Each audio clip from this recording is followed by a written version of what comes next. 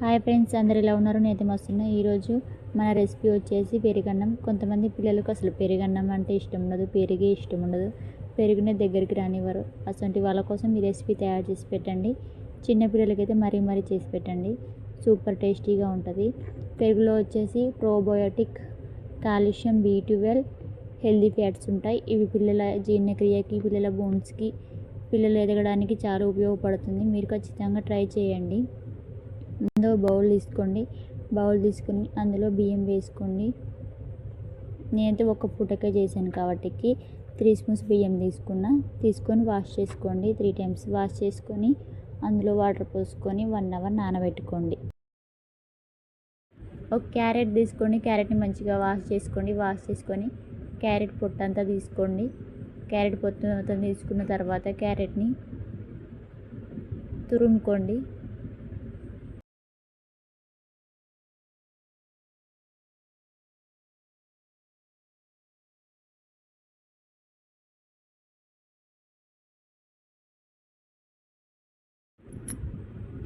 తురుముకున్న carrot పక్కన పెట్టుకోండి. ఆ తర్వాత గ్యాస్ స్టవ్ వెలిగించుకోండి. నెక్స్ట్ గిన్నె పెట్టుకోండి. గిన్నె హీట్ అయ్యాక ఆయిల్ పోసుకోండి. ఆయిల్ కూడా హీట్ అయ్యాక జీలకర్ర వేసుకోండి. జీలకర్ర కచ్చా పచ్చా దంచి వేసుకోండి. ఎందుకంటే బేబీస్ కదా పెట్టేది, అరుగుతుంది అరగదు, అందుకోసమే. జీలకర్ర హీట్ అయ్యాక నెక్స్ట్ కరివేపాకు వేసుకోండి, ఒక 2 రెమ్మలు. తర్వాత క్యారెట్ తురుము వేసుకోండి. బాగా ఫ్రై చేసుకోండి. బాగా ఫ్రై అయిపోయింది. ఇప్పుడు వాటర్ పోయండి. ఒక పెద్ద గ్లాస్ వాటర్ పోసుకోండి, సరిపోతుంది. ఒక 5 మినిట్స్ వెయిట్ చేయండి. ఎసరు వస్తుంది. ఎసరు వచ్చాక మనం నానబెట్టుకున్న బియ్యం అందులో వేయండి. ఎసరు అయితే వచ్చేసింది. మనం నానబెట్టుకున్న బియ్యం కూడా బాగా నానిపోయినాయి. నానబెట్టుకున్న బియ్యం అందులో వేసుకొని బాగా దగ్గర పడేలాగా ఉడికించుకోండి. సిమ్లో పెట్టి ఉడికించుకోండి, లేకపోతే మాడిపోతుంది.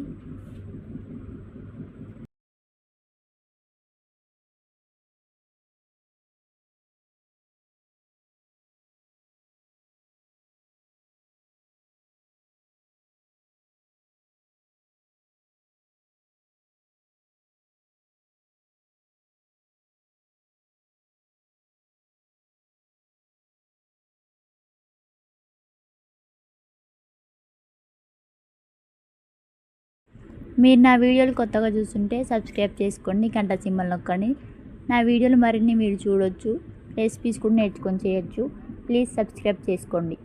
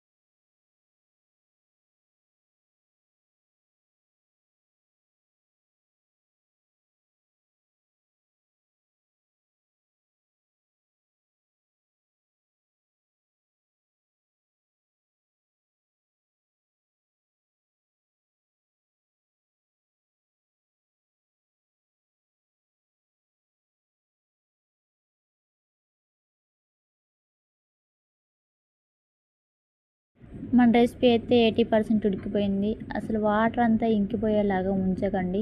వాటర్ అంతా ఇంకిపోయేలాగా ఉంటే మనం స్మాష్ చేసిన తర్వాత ఒక 10 మినిట్స్ ఆగినా కూడా ఆ వాటర్ అంతా ఇంకిపోయి అసలు మొత్తం గట్టిగా అవుతుంది.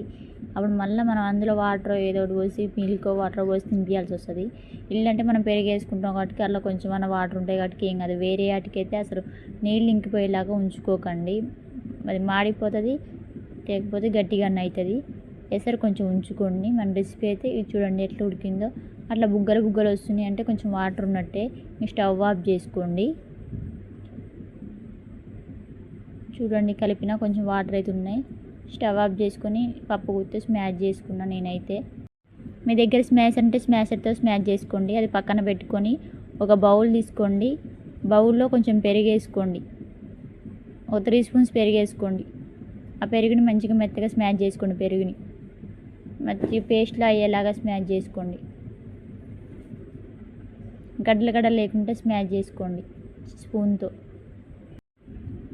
పెరుగు అంటే ఇష్టం లేని పిల్లలు కూడా ఖచ్చితంగా చాలా ఇష్టంతో తింటారు. మీరు ఖచ్చితంగా ఈ రెసిపీ ట్రై చేయండి. అది స్మాష్ చేసుకోవడం, పెరుగు స్మాష్ చేసుకోవడం అయితే అయిపోయింది. అందులో మనం రెడీ చేసుకున్న అన్నాన్ని అందులో వేసుకొని మంచిగా మిక్స్ చేసుకోండి.